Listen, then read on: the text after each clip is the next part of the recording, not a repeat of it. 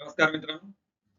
Welcome back to our journey to become the industry ready professional and to show our professional impact on our career growth.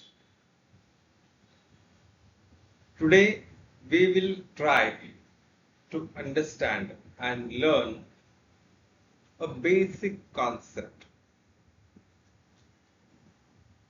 See, we are in the foundation phase right now. So we'll see all the basic things in this phase. And this is one of the skill set. How to describe an object or a tool or a specific requirement. Because when we are in position to give the instruction or share some requirement, we must be specific. We must convey the requirement or we must describe the object or the tool very much specifically. It reduces the mental strain of the listener and it builds immediate trust in you. It builds respect about you in the listener's mind. Why does it important? आपण एखाद्या हॉटेलमध्ये जेवायला गेलोय असं समजा. First time आपण तिथे गेलेलो आणि तिथे गेल्यानंतर आपण एखादी ऑर्डर देताना सपोज एखादं स्टार्टर आपण ऑर्डर करतो. आपल्याला माहित नाही तिथली टेस्ट कशी, तिखट बनवतात, मसालेदार बनवतात, ऑइली बनवतात की नॉर्मल तिखट बनवतात, कमी तिखट बनवतात, काहीच माहित नाही आपल्याला, बरोबर. मग आपण तिथं गेल्यानंतर जर आपण फक्त सांगितलं की ठीक आहे, हा स्टार्टर आम्हाला द्या, ओके, XYZ काय असेल तो स्टार्टरची आपण ऑर्डर दिली आणि जर तुम्हाला जास्त तिखट खायची सवय नसेल आणि त्यानं बनवून आणून देताना, आता तिथे आपण स्पेसिफिक रिक्वायरमेंट सांगितलेली नाहीये, त्याच्यामुळे तो त्याची जी काही प्रोसिजर आहे, त्याची जी काही बेस्ट प्रोडक्ट बनवण्याची प्रोसिजर आहे ती वापरून तो ते प्रोडक्ट आपल्याला बनवून आणून देणार. मग कदाचित काही मेन्यू असे असतात की ते थोडे तिखटच चांगले लागतात म्हणून त्यानं तिखट बनवून दिला. आपल्याला खाता येईल का? बरं, आपण ते आता रिटर्न सुद्धा करू शकत नाही कारण आपण सांगितलेली नव्हती स्पेसिफिक रिक्वायरमेंट. म्हणजे डिस्क्रायबिंग स्पेसिफिक रिक्वायरमेंट किंवा डिस्क्रायबिंग स्पेसिफिक ऑब्जेक्ट डिस्क्रायबिंग आपण कशा पद्धतीने आपल्या रुटीन लाईफ मध्ये बघू शकतो. फॉर एक्झाम्पल, आपण एखाद्या घड्याळाच्या दुकानात गेलो suppose to buy a new wrist watch आणि म्हटलं की फक्त घड्याळ दाखवा. दुकानात एंटर केल्यानंतर आपण म्हटलं घड्याळ दाखवा आणि त्या माणसानं तुम्हाला भिंतीवरचं घड्याळ दाखवलं, तर ते भिंतीवरचं घड्याळ हातात घालून फिरायचंय का आपण? नाही ना. मग आपल्याला तिथं सुद्धा घड्याळ सांगताना आपल्याला स्पेसिफिक रिक्वायरमेंट सांगावी लागेल. मला स्टीलच्या बेल्टचं हातात घालायचं घड्याळ हवं आहे, ते सिंपल डायल असावं, त्याच्यावरती कुठल्याही प्रकारची डिझाईन नसावी आणि मुख्यतः सगळे डिजिट्स त्याच्यावरती दिसावे. आता ही अशी रिक्वायरमेंट सांगितल्यानंतर त्यांच्याकडे जे 100 टाइप्स ऑफ वॉचेस आहेत त्यातले ते बरोबर तुमच्या आवडीनुसार तुम्हाला जे आवडतात त्या प्रकारचे ते दाखवणार आहे. मग आपण ऑब्जेक्ट जर क्लिअरली तिथं डिफाईन केला तर आपला वेळ किती वाचला. समोरच्या माणसाला क्लॅरिटी मिळाल्यामुळं तो त्यातलं बेस्ट आपल्याला काढून देतो. म्हणजे त्याला सुद्धा मेंटल स्ट्रेन 0. म्हणून आज आपण हे स्किल डेव्हलप करणार आहोत. Describing tools, describing objects, and describing specific requirements. Okay. What all things we will cover in today's session? Detailing specifications. Learn to articulate the size, the material, the tolerance, right? And everything should be precise. मला exact तो movie आठवत नाही आता, पण त्या movie मध्ये एक side character आहे. ते कॅरेक्टर इतकं म्हणजे इरिटेटिंग दाखवलेलं आहे, अनॉइंग दाखवलेलं आहे, कारण ते प्रत्येक गोष्ट अशी मोजून मापून हवी असते त्या कॅरेक्टरला. मला आठवलं की मी नक्की पुढच्या एखाद्या सेशन मध्ये त्या मूवीचं आणि त्या कॅरेक्टरचं तुम्हाला डिस्क्रिप्शन देईन. प्रत्येक गोष्टीची त्याला डिटेल हवी असते आणि इट वॉज अनॉइंग, कारण प्रत्येक गोष्टीची डिटेल कशी एखादा माणूस देऊ शकेल. आता तुम्ही सांगितलं एखादी गोष्ट त्या माणसाला की ते डाव्या हाताला ठेवलेल्या ह्याच्यामध्ये कबोर्ड मध्ये आपल्याला एक फाईल आहे ती घेऊन ये. तर तो विचारायला सुरुवात करेल की माझा डावा हात की तुमचा डावा हात. म्हणजे इथून सुरुवात. मग आपल्याला तेवढ्या डिटेलमध्ये जायचं नाहीये, पण एक फॉर एक्झाम्पल प्रिसाइज प्रत्येक गोष्ट असेल तर आपण स्पेसिफिकेशन्स एकदम प्रिसाइजली दिले तर आपल्याला तो प्रोडक्ट सुद्धा परफेक्ट मिळणार आहे. करेक्ट. आपण घरातलं एक्झाम्पल बघितलं होतं, जसं की आईने आपल्याला कात्री आणायला सांगितली होती किचन मधली, पण त्या एक्झॅक्ट लोकेशन नव्हती सांगितली. बरोबर. मॅडमनी आपल्याला कस्टमर फीडबॅक रिपोर्ट सांगितला होता, पण डिटेलमध्ये त्याची रिक्वायरमेंट नव्हती सांगितली. अशा पद्धतीचे रिक्वायरमेंट्स असतील किंवा एखादं ऑब्जेक्ट असेल तर ते ऑब्जेक्ट फॉर एक्झाम्पल आपण घरातून बाहेर पडतोय आता समजा, तर बाहेर पडताना आपल्याला घरातून सांगण्यात आलं की येताना आंबे घेऊन या.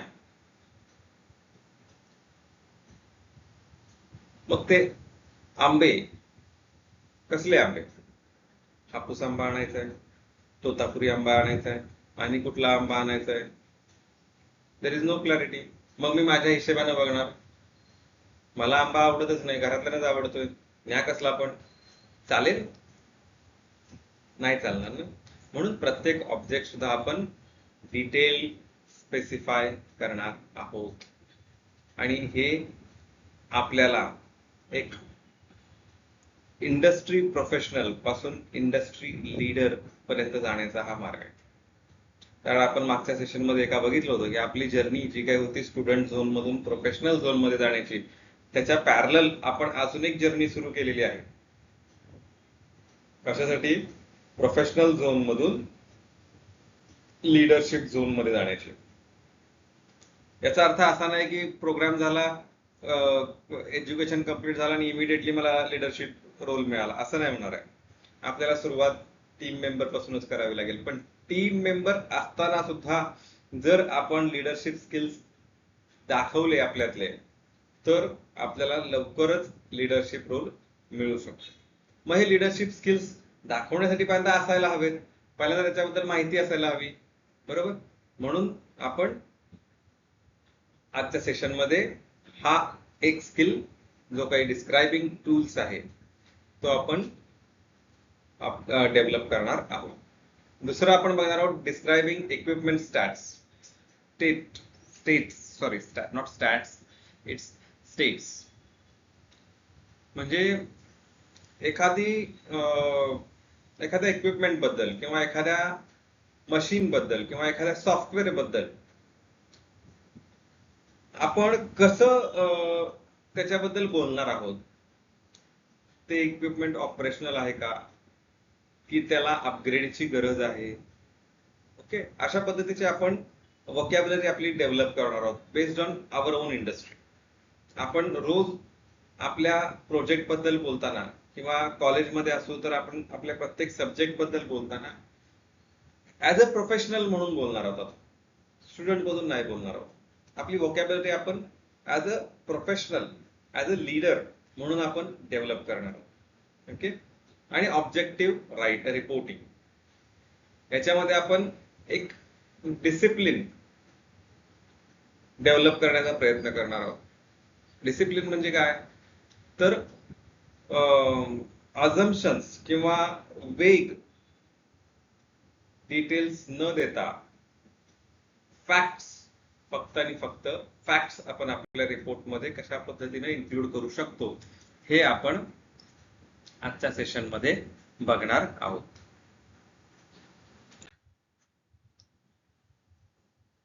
मग precision language is a professional super power, हे स्टेटमेंट तुम्हाला किती बरोबर वाटतंय? Professional super power. मग प्रिसिजन फक्त प्रोफेशन मध्येच उपयोगाला येते का, इंडस्ट्रीमध्येच उपयोगाला येते का? तर तुम्ही बघाल, थोडं क्लोजली ऑब्झर्व करून बघितलं तर प्रत्येक स्किल जे जे काही आतापर्यंत आपण डेव्हलप केलेलं आहे आणि जे काही इथून पुढे आपण डेव्हलप करणार आहोत, हे प्रत्येक स्किल फक्त as a best professional, as a industry ready professional म्हणून नाही, तर ऍज अ बेस्ट पर्सन म्हणून राहण्यासाठी उपयोगाचे आहेत. Not only in the professional life but also in the personal life. मग प्रिसिजन लँग्वेज म्हणजे काय, तर जेव्हा एखादं टेक्निकल किंवा प्रोफेशनल एन्व्हायरमेंट मध्ये आपण असतो तेव्हा वेग डिस्क्रिप्शन जे काय असतं ते आपल्याला कशा पद्धतीने लॉस करू शकतं याचं एक्झाम्पल आपण मगाशी बघितलं. करेक्ट, आपल्या घरातलं एक्झाम्पल आपण बघितलं, राईट. मग आपण एखादं इंडस्ट्रीचं एक्झाम्पल आता बघूयात. जसं की okay, suppose you are a mechanical engineer and तुम्ही तुमच्या हाताखाली जे काही फिटर्स काम करतात तर त्यातल्या एका फिटरला तुम्ही सांगितलं की जा बाबा, आपल्याला या लाईन मध्ये एक वॉल फिट करायचा आहे, तू वॉल घेऊन ये जाऊन. 2 तासांनी तो फिटर मागे येतो, कारण लगेच काय त्याला तिथे वॉल कुणी द्यायला बसलेलं नसतं. त्या वॉलची ऑर्डर द्यायची किंवा त्याच्या वॉलची रिक्वेस्ट रेज करायची, तो वॉल त्यांच्या वेअरहाऊस मधून तो इश्यू करेल, मग तो वॉल घेऊन यायचा. अशा पद्धतीने 2 ते 3 तास त्या फिटरनं घालवले तो वॉल तुम्हाला आणून देण्यासाठी. आणि अनफॉर्च्युनेटली तो वॉल चुकीच्या टाईपचा होता. जे काही फ्लुइड तुमचं त्या पाईप मधून पास होतंय त्या फ्लुइड साठी तो वॉल कम्पॅटेबल नव्हता. आता किती वेळ गेला वाया. पण तेच जर तुम्ही सांगितलं असतं की त्याला क्लिअर इन्स्ट्रक्शन दिली असती, 1-2 मिनिट लेट झाला असता त्याला जायला, पण इन्स्ट्रक्शन क्लिअर असते तर या टाईपचा वॉल या मटेरियल साठी कम्पॅटेबल असा, तू जाऊन घेऊन ये, असं जर सांगितलं असतं तर 3 तास कुणाचे वाचले असते? दोघांचे 3 तास वाचले असते ना. त्या माणसानं तेवढ्यात तो वॉल फिट करून दुसरं काहीतरी काम सुद्धा केलं असतं. पण आता पुन्हा रिपीट, पुन्हा तो मागे जाणार, पुन्हा त्याला एक काम अजून वाढलं. तो जो काही तो वॉल घेऊन आलाय तो त्याला डॉक्युमेंटली रिटर्न करावा लागेल स्टोअर मध्ये. त्याच्या इन्व्हेंटरी मधून तो स्टोअरच्या इन्व्हेंटरी मध्ये ट्रान्सफर करावा लागेल आणि मग दुसरा वॉल त्याला इश्यू करून घ्यावा लागेल. म्हणजे काय झालं, काम होतं एक, लागली 3 कामं. म्हणून प्रिसिजन लँग्वेज फार महत्वाची. जर आपण वेग बोलत असू, जर आपण प्रॉपर डिस्क्राईब करू शकत नसलो एखाद्या गोष्टीला, तर आपला वेळ जाणार आहे हे निश्चित, समोरच्याचा वेळ सुद्धा जाणार आहे. आणि मग हे नुकसान फक्त वेळेपुरतं मर्यादित राहिलं तर ठीक, जर हे नुकसान फायनान्शियल सुद्धा झालं तर no one will appoint you again in the industry. घरी म्हणतात ना, त्याला काम सांगायचं म्हणजे 3 कामं ते मला एक्स्ट्रा लावणार, त्याच्यापेक्षा मी जाऊन करून आलेलं बरं. कोणाकोणाला म्हणतात असं? प्रत्येकानं आपापली इमेज बघावी घरातली. बरोबर आहे ना? अरे यार, ह्याला सांगायचं भाजी घेऊन ये, म्हणजे हा त्या भाजीच्या ऐवजी सगळ्या सुक्या भाज्या, काय कच्च्या भाज्या, काही घेऊन येईल. हा, त्याला काही कळत नाही, त्याच्यापेक्षा मीच जाऊन घेऊन येतो असं म्हणतात घरातले. कोणाकोणाला म्हणतात तर आपापल्या प्रत्येकानं बघावं. आता ह्याच्यात दोघांची पण चूक आहे. तुम्हाला प्रॉपर इन्स्ट्रक्शन दिल्या पाहिजेत घरातल्याने, आणि तुम्ही त्या प्रॉपर इन्स्ट्रक्शन कन्फर्म करून घेतल्या पाहिजेत, जे आपण मागच्या काही सेशन्स मध्ये बघितलेलं आहे. बरोबर? म्हणून आपण हे प्रिसिजन जे काही आहे, आता आपण जे रिअल लाईफ एक्झाम्पल्स काही बघणार आहोत ना, ते एक्झाम्पल्स बघितल्यानंतर तुम्ही म्हणाल की सर एवढा इम्पॅक्ट होतो.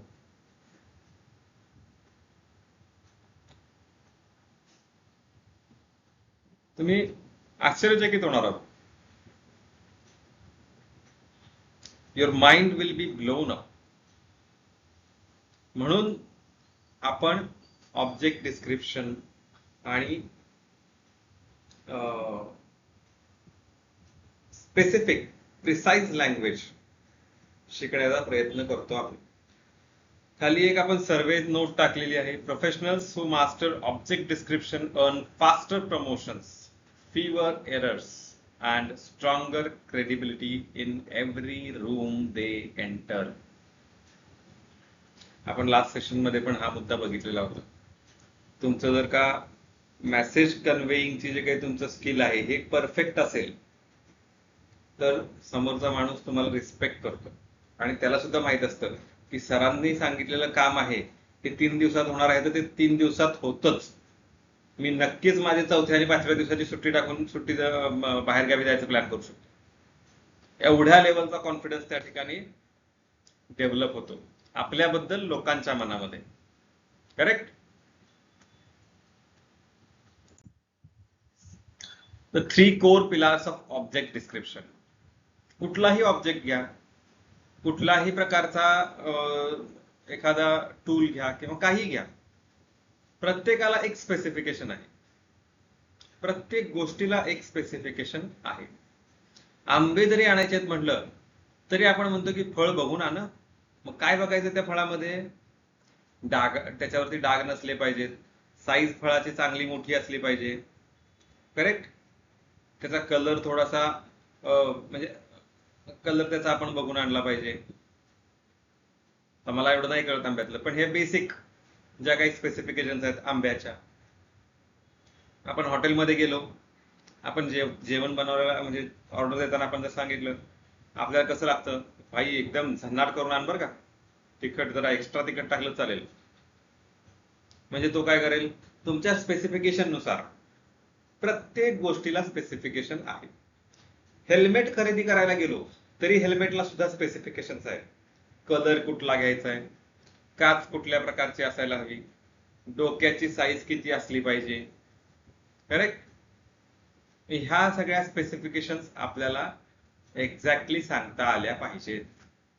आता जर एखादा ऑटोमोबाईल इंडस्ट्रीमध्ये असेल तर त्याला length, width, height, mechanical industry असेल, सिव्हिल इंडस्ट्री असेल, त्यांना लेंथ, विड्थ, हाईट हे 3 पॅरामीटर्स मध्ये ते स्पेसिफिकेशन परफेक्ट सांगता आलं पाहिजे की हा जो पिलार मला बांधायचा आहे, हा पिलारची लेंथ एवढी असणार आहे, विड्थ एवढी असणार आहे, हाईट एवढी असणार आहे.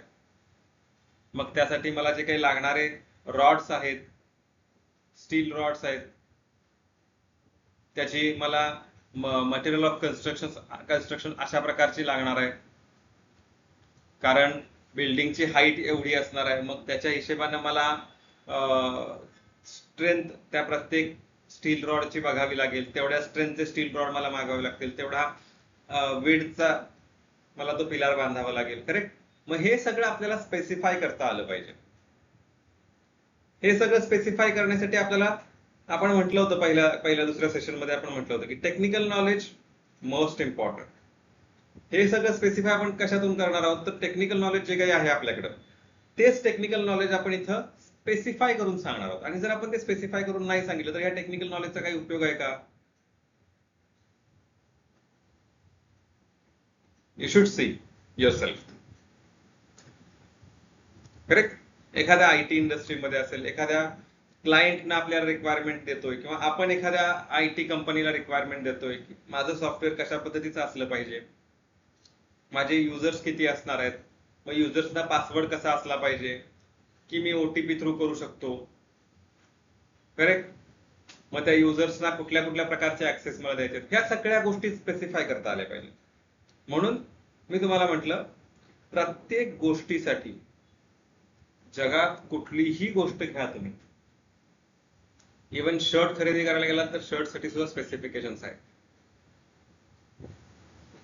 इथे मागे कॉलरवर लिहिलेलं असतं ना, LXXX M, हे स्पेसिफिकेशन आपल्याला हे क्लिअरली कन्वे करता येणं गरजेचं आहे. आणि आपण इथं बघतोय equipment state, tools current operational status, tool असो, सॉफ्टवेअर असो, इक्विपमेंट असो, what ever it is, object असो, त्याचा सध्याचा स्टेटस काय. आता आपण परत आंब्याचं आपलं एक्झाम्पल बघूयात. तर बाबा कधी लागणार आहेत मला हे आंबे, तर उद्या पाहुणे येणार आहेत म्हणून मला आमरस करायचा आहे, मग उद्याच्याला मला लागणार आहेत आंबे. मग मी आता एकदम तयार आंबा आणला तर चालेल का? तो उद्याच्याला राहील का शिल्लक? तो खराब होऊन जाईल की नाही?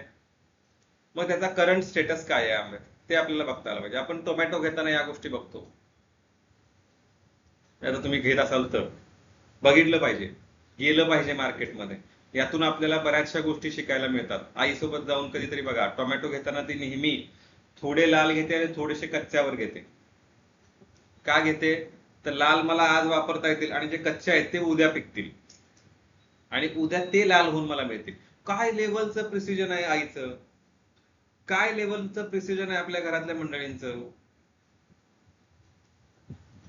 अर्धा किलो टोमॅटो घेताना त्यात 3-4 टोमॅटो एकदम लाल टाकतात आणि बाकी सगळे टोमॅटो जरा कच्चे कच्चे असे घेतात. विचार करण्यासारखी गोष्ट आहे. आणि हेच सगळं नॉलेज आज जापान, चायना, रशिया अशा मोठ्या मोठ्या देशांमध्ये ऍज अ स्किल म्हणून शिकवलं जातं.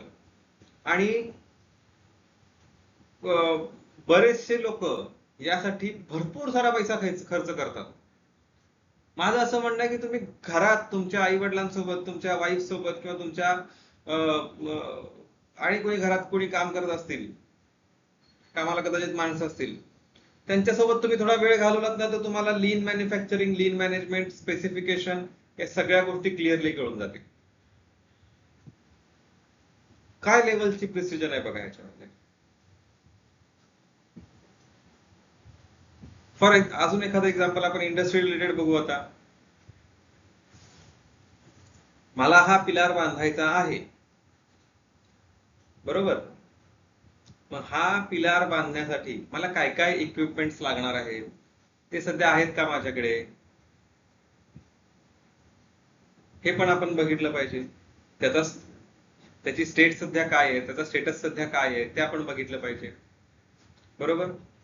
नाहीतर मी सांगतोय की नाही मला उद्या पिलार बांधायचा आहे, सिमेंट आलंय, रॉड आले, सगळं आलंय, पण मेन महत्वाचा लागणारा माणूसच नाही अवेलेबल.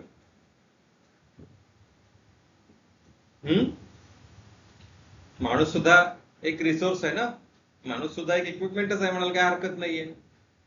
मग तो ऑपरेशनल आहे की नॉन ऑपरेशनल आहे सध्या? एखादं सॉफ्टवेअर आहे. आता सॉफ्टवेअर डेव्हलपमेंटसाठी जे काही होस्टिंग असतात किंवा काय असतात, जर ते होस्टिंग अवेलेबल नसेल तर पॉसिबल आहे का? माझ्याकडे 25 GB होस्टिंग आहे, पण त्यातलं फक्त 2 GB शिल्लक आहे, मग मी नवीन क्लायंटला घेऊ शकतो का? त्याच्यावरती ऑनबोर्ड करून घेऊ शकतो का? नाही घेऊ शकत. म्हणजे त्याचा इक्विपमेंट स्टेट किंवा त्या पर्टिक्युलर टूलचा स्टेट, एक करंट स्टेटस आपल्याला माहिती असला पाहिजे, आपण तो सांगता आला पाहिजे. आणि ऑब्जेक्टिव्ह रिपोर्टिंग. ऑब्जेक्टिव्ह रिपोर्टिंग म्हणजे काय? तर कुठल्याही प्रकारे अझम्पशन्स आपण मेन्शन नाही करणार आहोत.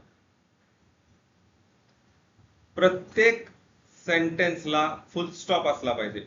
फुल स्टॉप म्हणजे काय म्हणतोय मी? त्या सेंटेन्स मध्ये परत कुठल्याही प्रकारे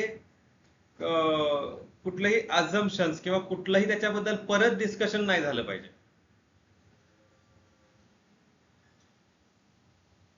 बऱ्याचदा माझ्याकडून सुद्धा असं बोललं जातं की when I said no means there is a full stop after no. There is no comma and further condition mentioned. When I said no, then it is no. Clear. आपलं वाक्य सुद्धा तसं असलं पाहिजे. फुल स्टॉप म्हणजे त्या वाक्याचा मिनिंग तिथं संपलेला आहे, त्याच्यामध्ये कुठल्याही प्रकारे अझम्पशन नाही. मला तो पिलार या लेंथचा, या विड्थचा आणि या हाईटचाच बांधायचा आहे, त्याच्यामध्ये मी कुठल्याही प्रकारे फर्दर डिस्कशन करणार नाहीये. मी अज्युम नाही करणार आहे की माझ्या बिल्डिंगची हाईट एवढी आहे, मग मला त्या मानानं तुम्ही द्या पिलार किती बांधायचे, म्हणजे त्याचं सिमेंट वगैरे सगळं काय लागेल त्या पिलारला. माझ्या बिल्डिंगची हाईट एवढी आहे, मग त्यात मला हा पिलार बांधायचा या फ्लोअरवरती, मग द्या काय लागेल तेवढं सिमेंट, काय लागेल तेवढे रॉड, त्याची हाईट वगैरे बघू नंतर. असं चालेल का? फुल स्टॉप असला पाहिजे. माझ्या बिल्डिंगची हाईट एवढी आहे, त्याला हा एवढ्या हाईटचा पिलार मला लागणार आहे, मग त्यासाठी मला लागणाऱ्या रॉडची हाईट एवढी असली पाहिजे, नंबर ऑफ रॉड्स एवढे असले पाहिजेत. करेक्ट. सिमेंट मला एवढं लागणार आहे, मला खडी एवढी लागणार आहे, मला वाळू एवढी लागणार आहे, काय असेल ते. मेकॅनिकल एक्झाम्पल आपण बघायचं म्हटलं तर एखादी गाडी आपल्याकडं म्हणजे ऑटोमोबाईल मध्ये बघू आपण, एखादी गाडी रिपेअरिंग साठी आलेली आहे, तर ती गाडी रिपेअरिंग मध्ये आल्यानंतर ऑइल खराब झालंय का, क्लच पेट खराब झाली आहे, मग ते आपल्याला स्पेसिफाय करता आलं पाहिजे आणि ऑब्जेक्टिव्ह रिपोर्टिंग करता आलं पाहिजे. वेग नाही. तुम्ही कधीही बघा, तुमची गाडी तुम्ही सर्व्हिसिंगला जरी घेऊन गेलात तरी तो सर्व्हिसिंग वाला मेकॅनिक असतो ना, तुमची गाडी घेऊन जातो निघून ड्राईव्ह साठी, कारण तुम्ही जे सांगताय गाडीबद्दल ते वेग असत. नाही हो, जरा ब्रेक लावला की नाही आवाज येतोय, नाही ते क्लच एकदम असा काय माहित जरा एकदम लूज झाल्यासारखा वाटतोय. हे काय झालं आपलं? वेग डिस्क्रिप्शन झालं. आता आपल्याला त्यातलं काही कळत नाही. मला पर्सनली, मी मेकॅनिकल इंजिनियर नाहीये, त्याच्यामुळे मला नाही कळत, मग मी तसेच सांगणार ना गोष्टी त्यांना. करेक्ट. मग ते काय करतात? टेस्ट ड्राईव्ह जातात, ड्राईव्ह घेऊन परत येतात, मग त्यांना एक्झॅक्ट प्रॉब्लेम्स कळतात गाडीमध्ये काय काय. गाडीमध्ये छोटासा आवाज जरी आला, गाडी चालवताना तुम्ही बघाल ते जेव्हा गाडी चालवत असतात तेव्हा आजूबाजूला पण ट्रॅफिक असतं, पण ते गाडी चालवताना जेव्हा त्यांना आवाज येतो एखादा जो ऍबनॉर्मल आवाज असतो, तो ते इमिडिएटली कॅच करतात, इव्हन एवढ्या ट्रॅफिक मध्ये सुद्धा. हे त्यांचं प्रिसिजन असतं आणि म्हणून आपली गाडी परफेक्ट सर्व्हिसिंग करून बाहेर येते. अशा पद्धतीचा आपल्याला फॅक्ट डिफाईन करता आले पाहिजे. हे फॅक्ट्स आपण कधी डिफाईन करू शकतो? जेव्हा आपल्याकडे टेक्निकल नॉलेज स्ट्रॉंग असेल तेव्हा. पण ते असलेलं टेक्निकल नॉलेज आपल्याला फॅक्ट साठी वापरता आलं पाहिजे, आणि मग ते वापरून आपण कुठल्याही प्रकारे अझम्पशन न देता एक फॅक्ट आणि मेजर्ड स्पेसिफिकेशन आपल्याला देता आली पाहिजे. I hope these examples are making the concept very clear. Okay. मग आता आपण याचं एक फ्रेमवर्क तयार केले. मग फ्रेमवर्क मध्ये काय आहे, तर पहिल्यांदा आपण आयडेंटिटी सांगणार आहोत, नंतर आपण त्याची फिजिकल स्पेसिफिकेशन सांगणार आहोत, आणि त्याच्यानंतर त्याची आपण करंट कंडिशन किंवा परफॉर्मन्स सांगणार आहोत, जे आपण मगाशी बघितलं. घर आपले फॅमिली एक्झाम्पल्स असतील, पर्सनल एक्झाम्पल्स असतील किंवा आपले प्रोफेशनल एक्झाम्पल्स असतील, तर त्या प्रत्येक एक्झाम्पलला तुम्ही परत ऑब्झर्व करून बघा की आपण कशा पद्धतीनं एक स्ट्रक्चर्ड, एक लेयर्ड आणि ऑब्झर्वेबल फ्रेमवर्क वापरून ते एक्झाम्पल्स आपण सेट केलेली आहेत. ओके, हे आता तुम्ही पुन्हा रिवाइंड करून या फ्रेमवर्क मध्ये आपले एक्झाम्पल्स बसतायत का की बसत नाहीयेत, मग ते कसे बसवायचे हे आपल्याला ऑब्झर्व करून शिकायचं आहे.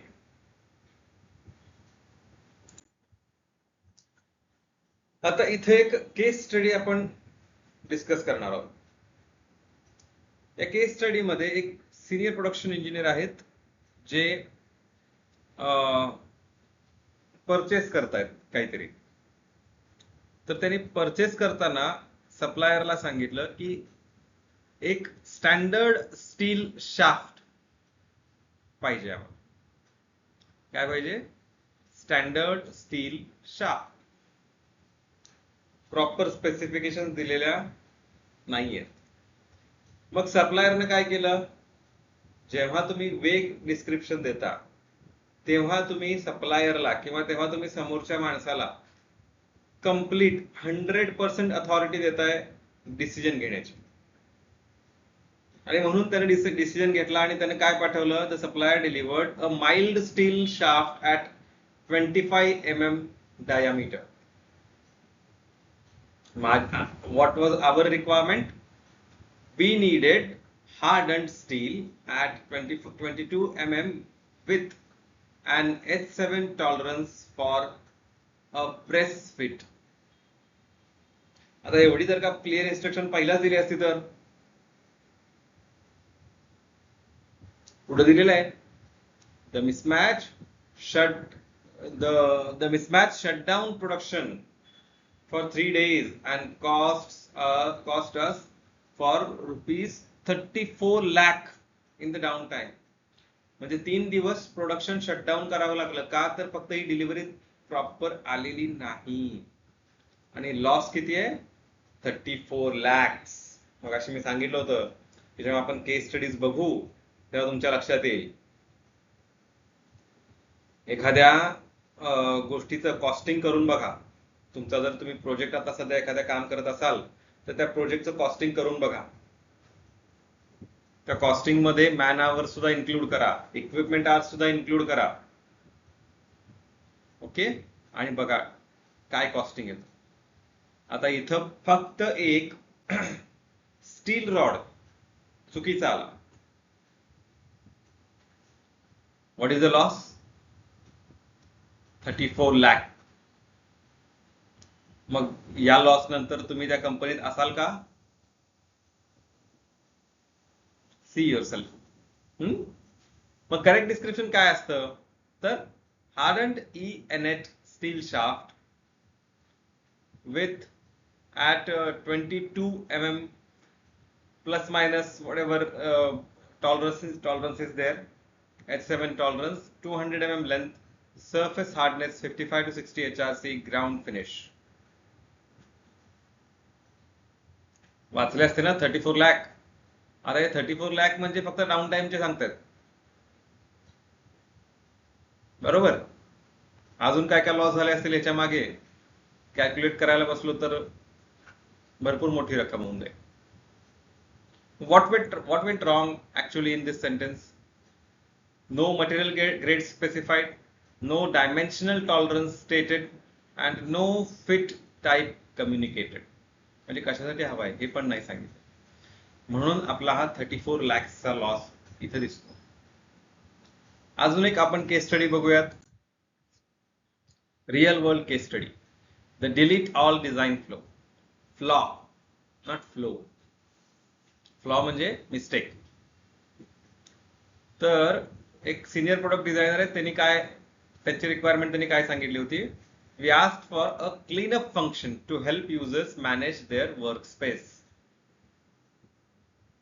क्लीनअप फंक्शन म्हणजे काय? आता आपण आपलं गुगल ड्राईव्ह जर ओपन करून बघितला तर आपल्याला एक गुगल कडून 15 GB ची जागा मिळालेली असते, स्पेस मिळालेली असते, बरोबर, storage space.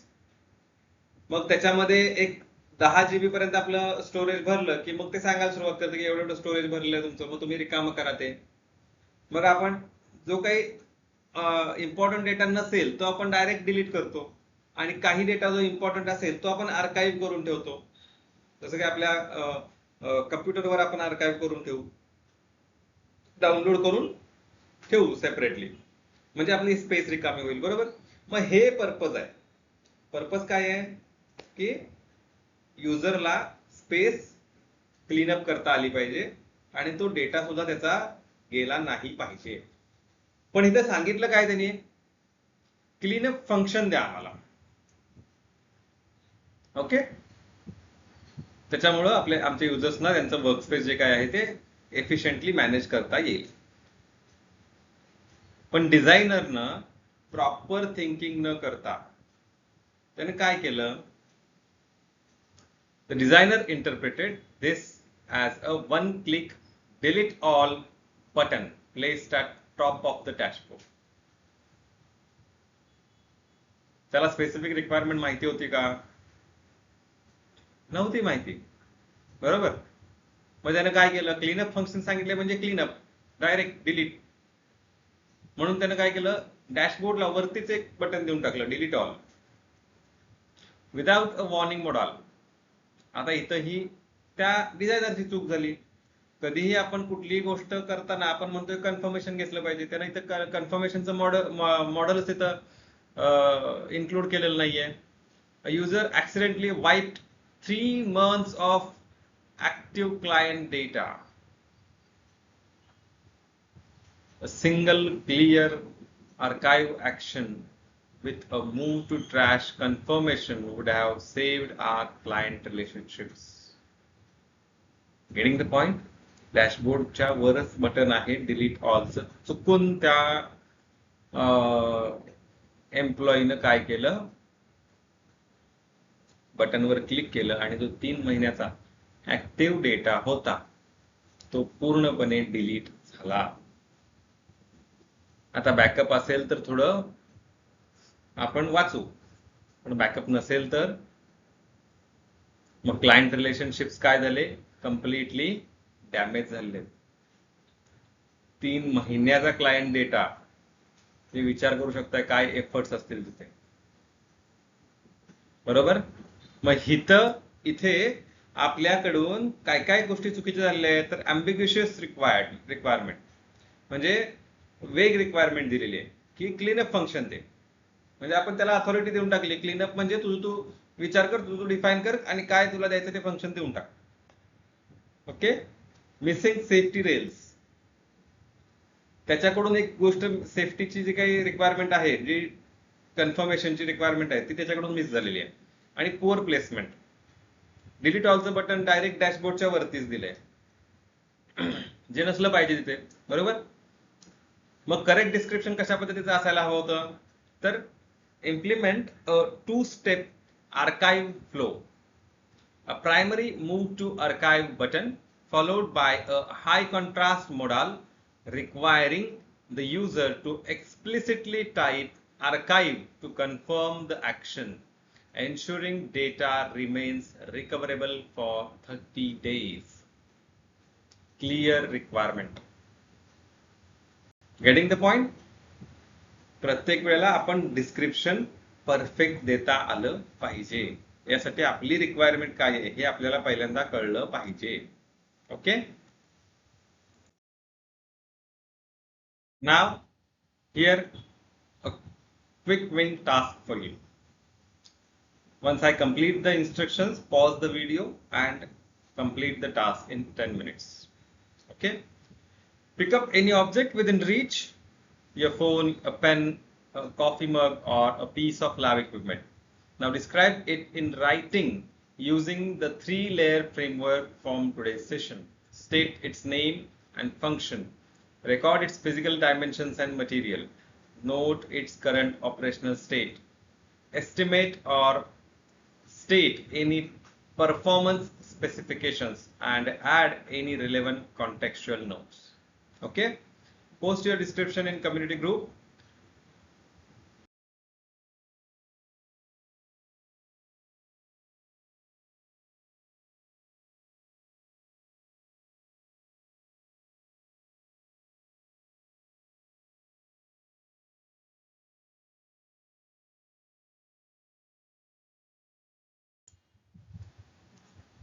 Now, here are 4 homework assignments: tool inventory description, equipment state report, tolerance research task, and vocabulary builder.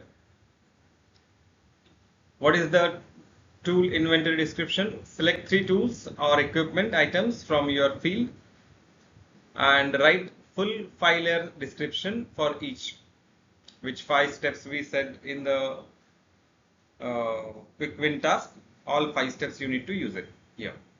Equipment state report. Write a 1-paragraph equipment status report for one item that is either worn, damaged, or recently serviced. Tolerance research task. Look up the standard tolerance specification for one material or component type relevant to your industry, whatever it is. Okay.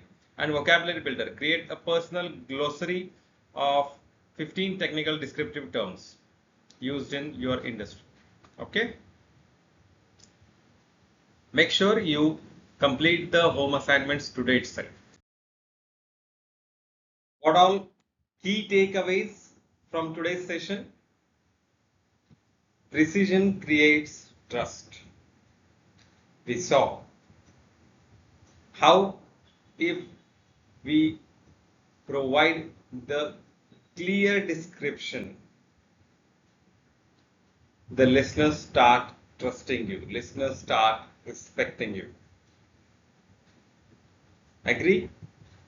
And we saw the example where the respect and trust goes into the dustbin immediately.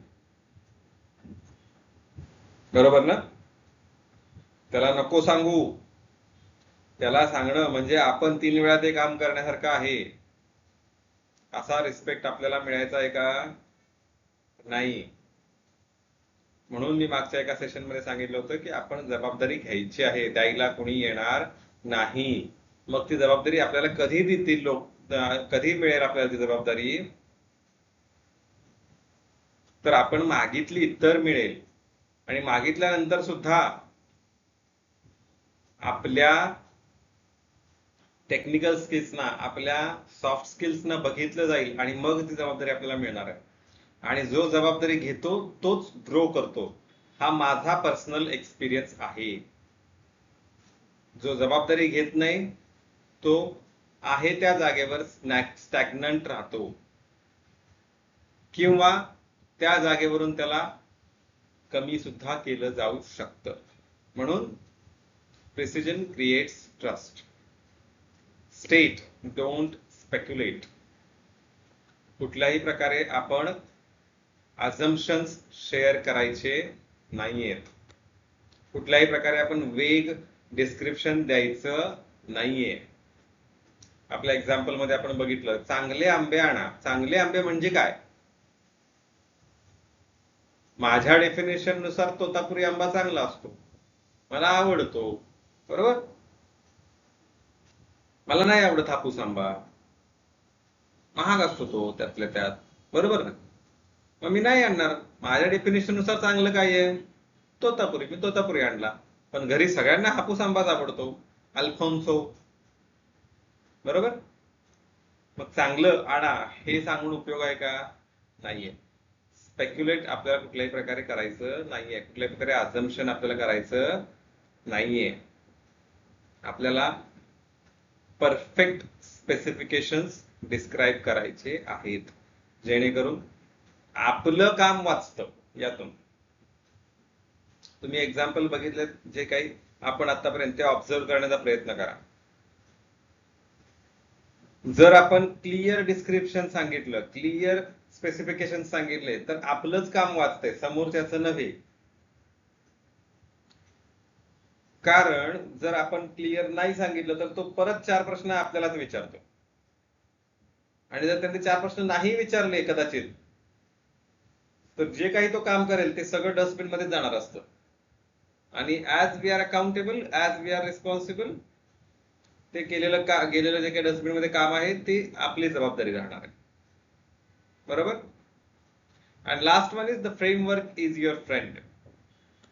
नेहमी बोलताना आपण एका framework मध्ये राहून बोलायचं आहे, जे आपण या सेशन मध्ये बघितलेलं आहे. 5 लेयर्स फ्रेमवर्क किंवा 3 लेयर्स मध्ये 5 स्टेप्स आहेत. बरोबर.